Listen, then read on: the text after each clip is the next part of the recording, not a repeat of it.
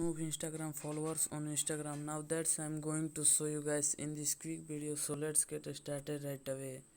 The very first thing you have to do is click on these followers, and as you can see I have 32 followers, and if you want to delete all of them, delete the followers that you want, you have to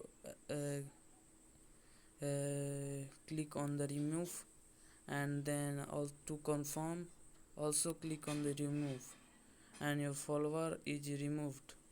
So if you want to delete this follower, and click on remove, and so that's basically it, how you can delete all your followers on the Instagram account, on your Instagram account.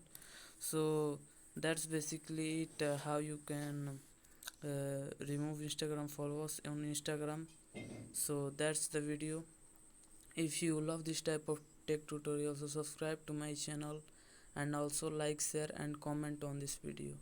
Have a good day.